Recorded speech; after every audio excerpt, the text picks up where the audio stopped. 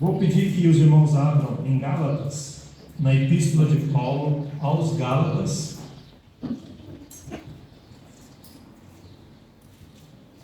E estamos no capítulo 4. E hoje vamos falar do tema, de escravos a filhos. E vamos mais uma vez falar com o nosso Deus em oração. Obrigado, Senhor, pela Tua palavra. Obrigado pela liberdade que temos em Cristo e também no nosso país, de abrirmos a mesma, de proclamá-la. Senhor, sabemos que no final dos tempos essa liberdade pode se tornar cada vez mais escassa e queremos aproveitar enquanto ainda temos, de abrir nossa boca, de com alegria e gratidão proclamar aquilo que o Senhor já fez por nós em Jesus. Senhor, oramos que o Teu Espírito venha nos ensinar, nos convencer de pecados, venha trabalhar para a salvação de pessoas que aqui não têm certeza da salvação e obediência dos que um dia já confiaram em Jesus como Salvador. O Senhor fale agora conosco, Senhor, que não venha falar de mim mesmo, mas que eu venha a falar com fidelidade à Tua verdade e com clareza, em nome de Jesus. Amém, Senhor. De escravos a filhos, nesta epístola maravilhosa em que Paulo escreveu aos cristãos da Galácia, que um dia receberam o Evangelho, um dia creram em Cristo, mas que por ouvirem opiniões ou vozes estranhas de religiosos do judaísmo, acharam que eles tinham que fazer mais alguma coisa para ganhar ou continuar salvos. E esses homens começaram a ser enganados, até que Paulo descobriu e escreveu essa carta, advertindo aquelas pessoas a não ouvirem esse tipo de ensinamento, rejeitarem um outro evangelho. E o evangelho de Paulo era o evangelho de Cristo. Ele recebeu de Jesus e foi fiel em levar adiante. É o evangelho que ensina que a salvação do pecado e da condenação do mesmo, ela só vem pela graça de Deus, ou seja, não é porque você merece, é porque Deus quis, a graça dele, mediante a fé que você deposita na pessoa de Jesus Cristo. Então esse é o método que Deus planejou, que nós recebamos essa graça na obra de Jesus com fé, com arrependimento, com descrença em nós mesmos e com crença na pessoa de Jesus, com fé. E esse é o Evangelho, as pessoas são salvas por isso, só por isso. E Paulo ensina falando, não tem que ser isso e mais a obediência da lei, é só isso. E aqueles homens acusaram Paulo de ser um homem farsante, um apóstolo que não era um apóstolo, mas Paulo defendeu e falou, eu sou de fato apóstolo. E eu não só posso dizer que sou, mas eu conversei com os outros apóstolos e eles confirmaram o meu chamado. Eles endossaram o meu ministério. Eles viram que Deus é quem me chamou, me salvou e me chamou. Então Paulo prova por A mais B, porque se o chamado dele, a salvação e o chamado dele são genuínos, a mensagem que ele tem para trazer é genuína. Então por isso que Paulo defendeu. No primeiro capítulo, no capítulo 2, Paulo defende o evangelho e o apostolado dele. Nos capítulos 3 e o 4, Paulo ele explica essa salvação em Cristo. Nós já falamos no capítulo 3 inteiro que Paulo explica a salvação usando o argumento do quê? Da experiência dos próprios Gálatas. Eles haviam crido em Cristo, recebido o Espírito Santo, quando escreve Jesus. Está lá no versículo 2 do capítulo 3. Recebestes o Espírito pelas obras da lei ou pela pregação da fé? Resposta é pela pregação. E Paulo usa o argumento de Abraão, falando que Abraão creu em Deus e isso foi imputado como justiça. E os que são da fé são benditos com o crente Abraão. Somos filhos de Abraão.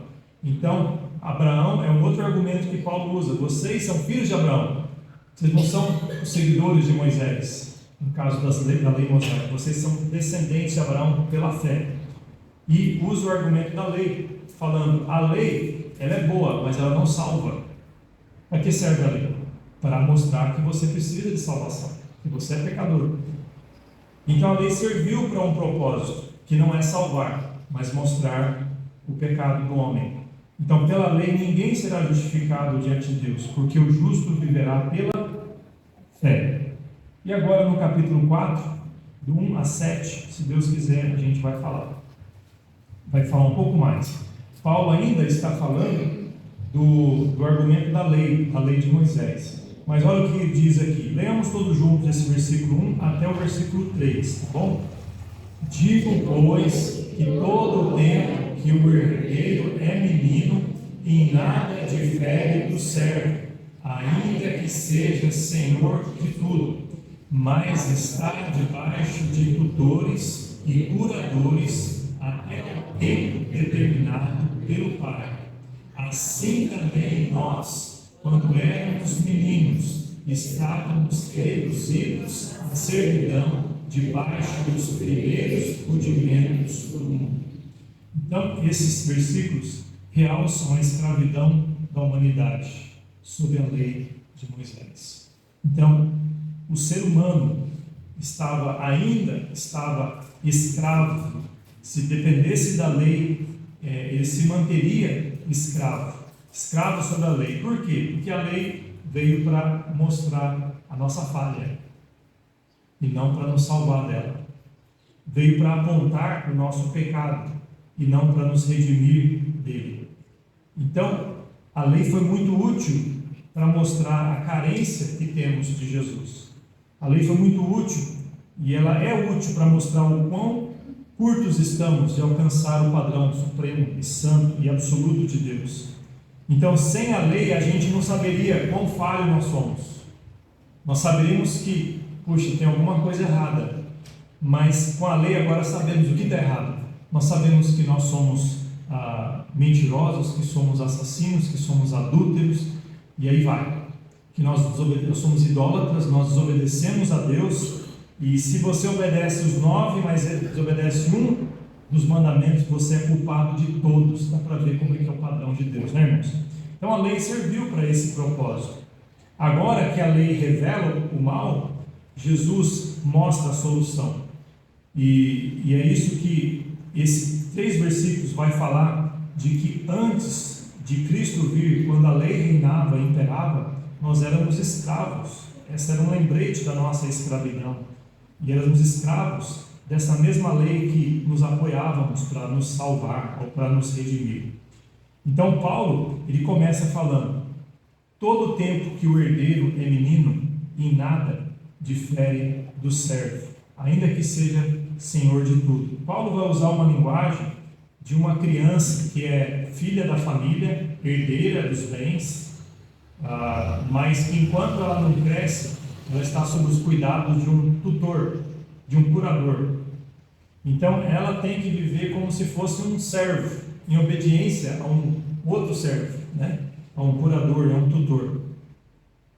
E Paulo usa aqui no versículo 1 a ideia de um herdeiro é menino. Quer dizer o quê? Que ele é jovem demais para tomar decisões. Ele está vivo, está respirando, está aprendendo, mas ele não pode tomar decisões ainda. E não há nada de errado em ser menino, mas o menino precisa crescer, né? Todos nós passamos por isso. Ninguém nasce adulto e vai diminuindo, né? Tem um filme, uma ficção que falou, né? Nasceu velho e foi ficando novo, né? Isso aí nunca existe, é só em ficção, só em cinema. Mas você nasce menino e amadurece com o tempo. E aqui está dando a ideia de que o ser humano, ele como menino, ele estava incapaz, intelectualmente imaturo. Ele estava despreparado para os privilégios e responsabilidades. É uma criança demais para tomar decisões, para entender e para receber responsabilidades. Então Paulo fala, mesmo que herdeiro menino em nada difere do servo, mas está debaixo de tutores, um tempo determinado pelos próprios pais. A palavra tutor e curador, se os irmãos olhar aqui, remete a 2 tipos de trabalho. O tutor, ele cuida da pessoa, da criança, ele cuida pela integridade daquela pessoa. O curador, ele cuida da integridade dos bens, da herança daquela pessoa, do que ela tem, né, como direito. Então é como se fosse talvez a babá e o tesoureiro, ou o contador, né? Talvez podemos na nossa linguagem aqui. Então o pai coloca esses dois responsáveis para a integridade, para o crescimento daquela criança. E chega uma hora que não vai precisar mais, né? E aí fala, versículo 3: assim também nós, quando éramos meninos, estávamos reduzidos à servidão, debaixo dos primeiros rudimentos do mundo. Estávamos reduzidos ou sujeitos à servidão, quando éramos meninos. E reduzidos aos rudimentos, aos primeiros rudimentos do mundo. O que seriam esses rudimentos? Seriam aqueles ensinos que recebemos quando meninos, quando nós ainda não entendíamos todo o quadro, toda a figura completa. Então os judeus receberam ordens, ensinamentos, mas eles se ancoraram nessa lei para a salvação. E o propósito de Deus nunca era salvar através da lei, era apontar a necessidade de Cristo que viria. Então eles abraçaram isso como se fosse: isso vai me salvar. Então esses eram os rudimentos da crença, das práticas, dos ensinamentos religiosos. Para o judeu era a lei, para os gentios era o quê? As verdades, o senso de moral que eles tinham dentro do coração deles. Interessante que todo ser humano, irmãos, diferente dos animais, todo ser humano tem um senso moral, tá? Não quer dizer que está certo, mas tem um senso moral, de que ele sabe, isso está errado, isso está certo, isso é bom, isso é ruim. De onde eles tiraram esse senso moral? Do próprio Deus. Eles herdaram isso do próprio Deus, só que por causa do pecado está corrompido, mas está lá, diferente dos animais, tá? Então essa é mais uma prova de que Deus criou o homem à sua imagem e semelhança, mas essa imagem está deturpada, está corrompida. Então o descrente, mesmo sem ter nascido, né, no caso o judeu, o gentil, não nasceu no povo judeu, não recebeu de Deus uma lei clara vinda dos céus, ele tem dentro de si um senso de moral. Abra comigo em Romanos capítulo 2, versículo 14 e 15. Alguém leia para nós esses dois versículos. Porque quando os gentios que não têm lei fazem naturalmente as coisas que são da lei, não tendo eles lei, para si mesmos são da lei, os quais mostram a obra da lei escrita em seus corações, testificando juntamente a sua consciência e os seus pensamentos, quer acusando-os, quer defendendo-os. Então você vai em qualquer civilização na história da humanidade, você vê que eles têm seu próprio conjunto de regras, de leis. O próprio direito que estudamos hoje aqui no Ocidente vem de direito muitas vezes romano, né, de outras civilizações que nem sempre receberam influência judaico-cristã, né? Tem hoje em dia, mas naquela época provavelmente não. Então você vê civilizações que tinham um senso de certo e errado, isso é bom, isso vai exterminar a nossa descendência, isso aqui vai preservar, né? Então esse senso de preservação é chamado aqui de lei escrita nos seus corações, ou a sua consciência. Então o ser humano, ele tem a consciência. Você tem consciência, puxa, está faltando alguma coisa aqui. E esse tipo de consciência é suficiente para condená-los, irmãos. A consciência é motivo suficiente para condená-los, para mostrar que eles têm o que precisa para entender que precisam de Deus. Isso é revelação natural, Romanos capítulo 1. Mas eles rejeitam o Criador. Então eles já têm o suficiente para serem condenados por isso. Mas isso não é o Evangelho, né? Mas isso mostra para eles: olha, nós temos uma lei e eles entendem o que é falhar na lei. Os judeus entendiam que existe um padrão, só que dos judeus, o padrão veio de Deus, essa lei. E eles entendem agora que Deus está aqui, Ele mandou a lei e nós falhamos. Os gentios falam: nós temos um senso de certo e errado, mas é tudo baseado no coração pervertido deles.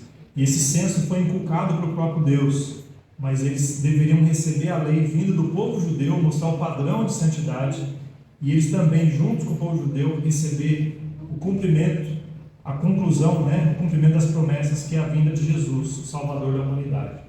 Então, o ser humano, eles estavam reduzidos à servidão, escravos dos rudimentos do mundo, tanto os judeus quanto os gentios, pela lei escrita vinda do céu e pela lei escrita nos seus corações.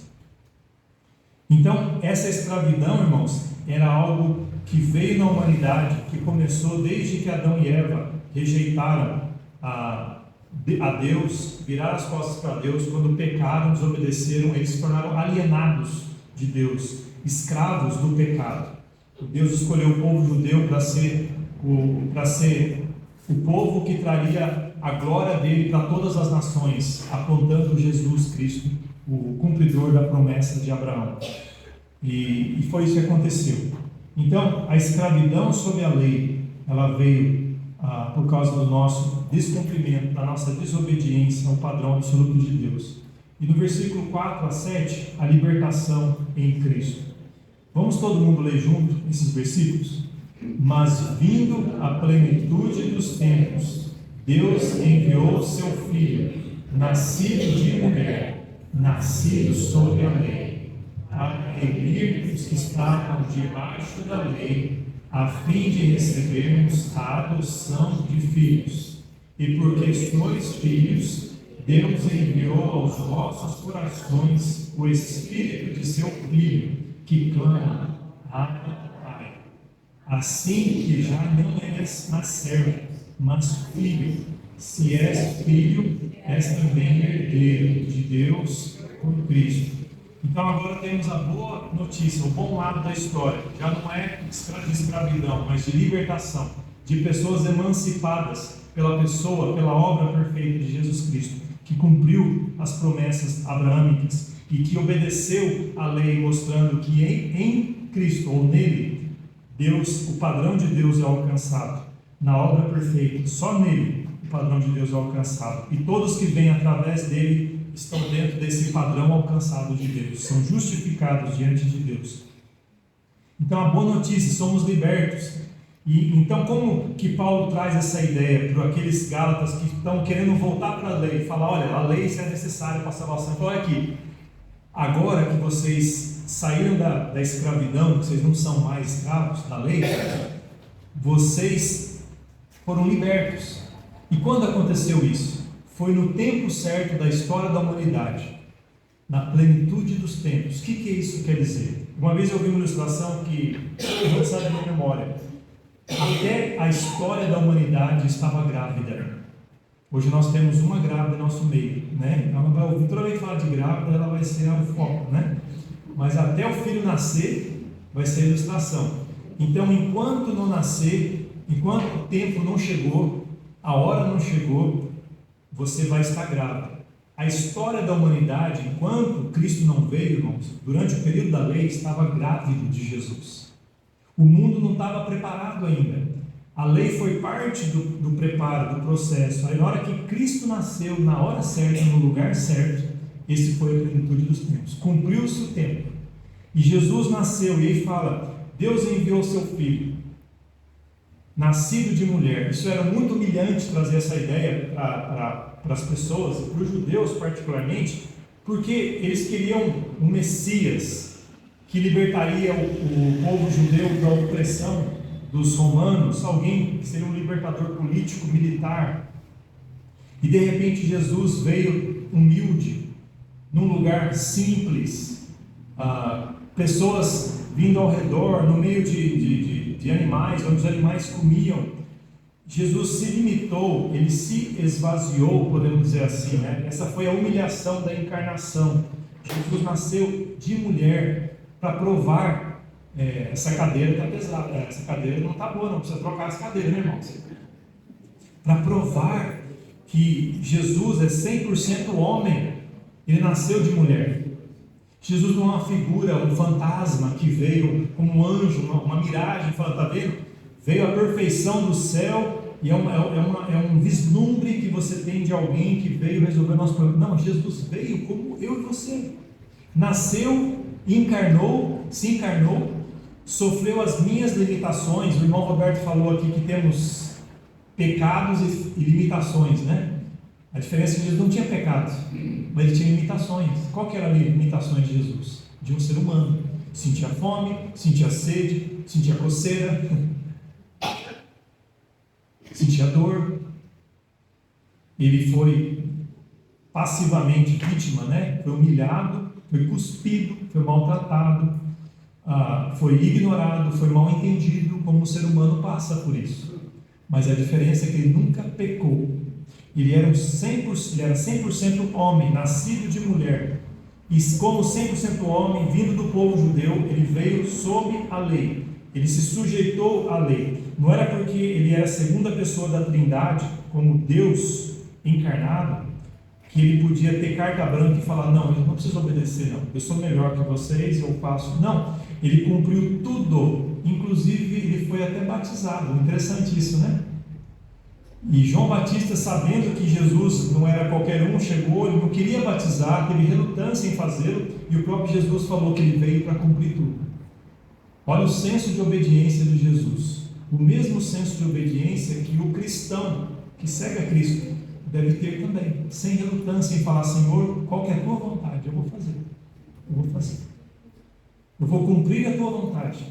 Jesus sabia que a vontade do Pai era seguir tudo aquilo, como um judeu, e agora também na identificação do batismo, de arrependimento por pecados que ele não tinha, mas que ele mostrou para se identificar com a humanidade.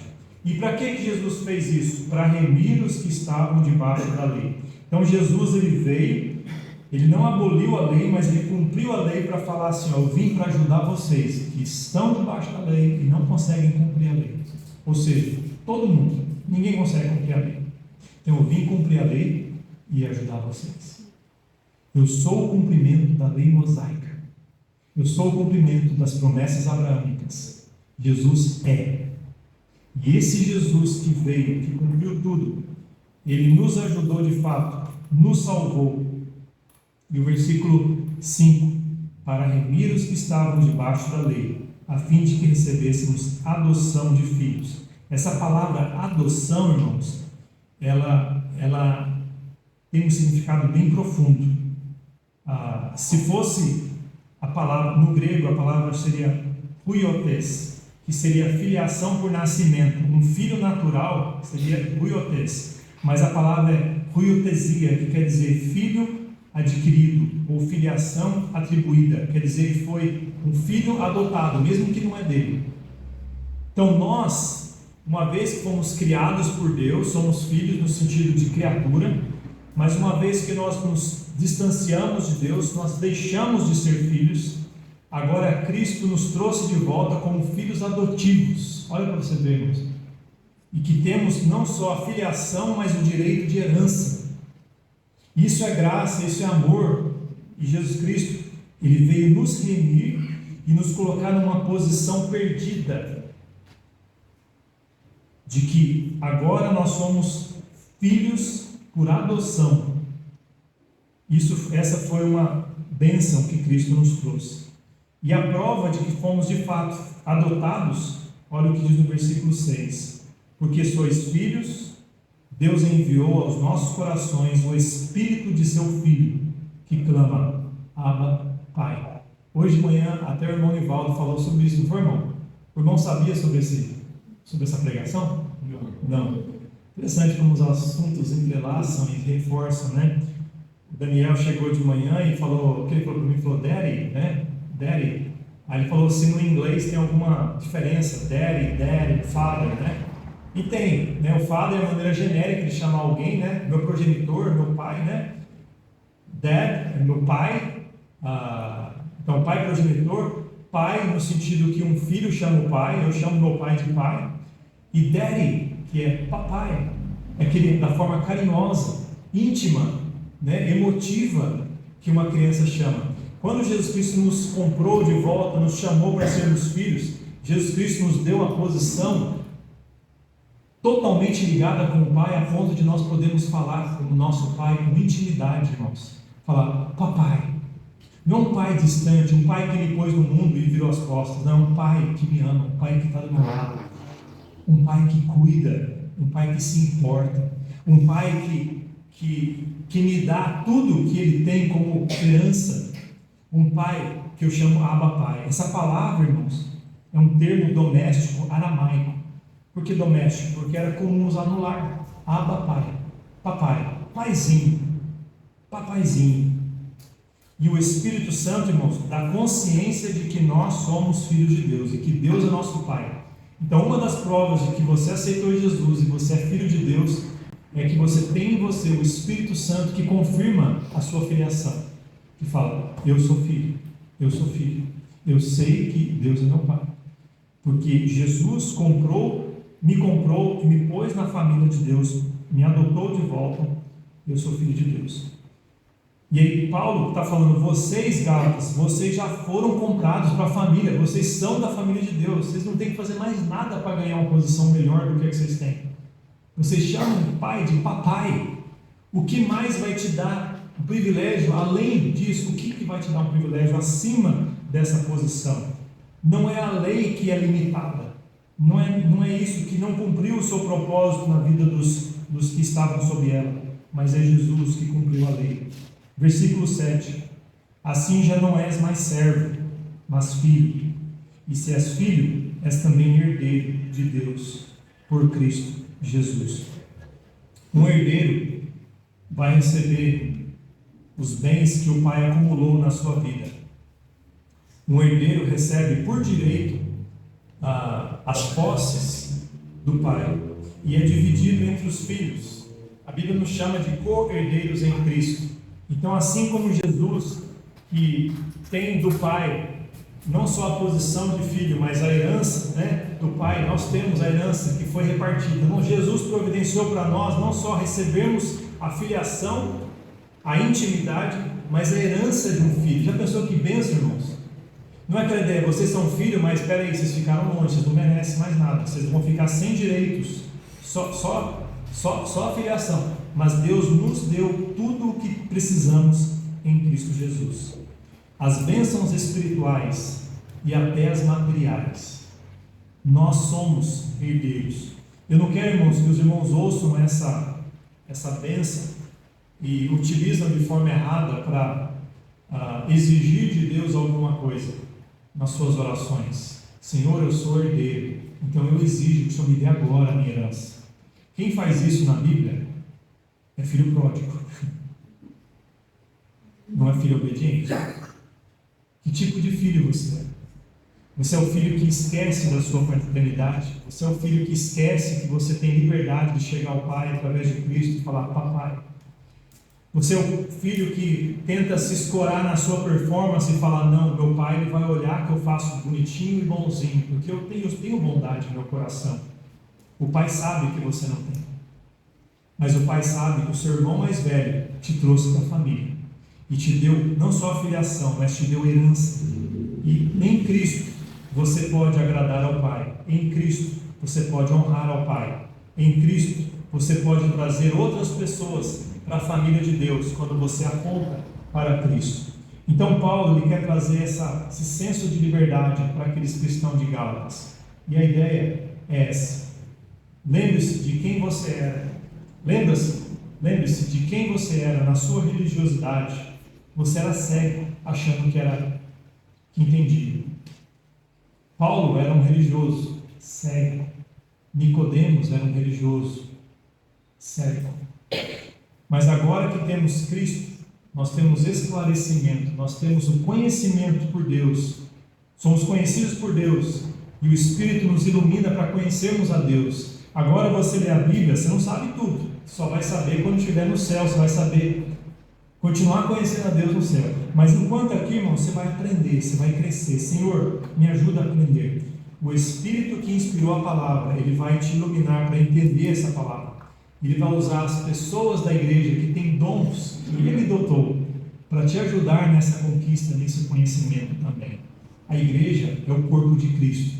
E o Espírito, irmãos, ele faz possível para que nós venhamos a crescer nesse nosso corpo. Então você era morto, lembre-se disso. Você era separado de Deus, talvez religioso, mas morto. Mas agora você é vivificado, perdoado em Cristo Jesus. E você foi perdoado não porque você cumpriu os 10 mandamentos, foi porque Jesus Cristo pagou o preço por você. Ele cumpriu. O inocente pagou pelo culpado, por mim e por você. Ele cumpriu, ele absorveu a minha culpa e ele agradou o Pai plenamente. Está consumado. Então, de morto, você é vivo. De escravo, você servia ao seu pecado e você olhava as regras de Deus, a lei, e você estava sob a lei. Você não conseguia ultrapassar aquilo. Você estava com um tutor. Você não conseguia a liberdade dele. Era um tutor que falava sempre para você: está vendo? Você não consegue. Você não consegue passar daqui. O tutor te ajudou a entender que você precisava dobrar os seus joelhos e clamar por perdão e pedir para alguém te ajudar. Jesus, o único. O tutor fez isso, mas você estava sob ele. Agora você tem Jesus. Você está livre do pecado, da condenação, como filho herdeiro, com todos os direitos e com a maturidade para chegar no seu pai e falar: papai. Hoje, quando você vai orar, você não precisa vir para o pastor Fábio e falar: pastor Fábio, eu quero que você ore para mim, para Deus perdoar os meus pecados. Você não tem que fazer isso. Sabe por quê, irmãos? Você pode ir direto diante de Deus. Você pode falar com Deus diretamente. Quando Jesus Cristo ele morreu na cruz do Calvário, a separação que havia foi aniquilada. O véu se rasgou de cima para baixo. E você não precisa de um sacerdote, de um homem, mas você tem Jesus como sumo sacerdote e você chega direto, tem acesso pleno e direto com o seu papai. E você deve agradecer por isso. Antes você era incapaz de obedecer, agora você é capacitado para obedecer. Você foi desenhado para obedecer. Você foi feito para as boas obras. E Deus quer que você cumpra as boas obras, porque você é filho dele.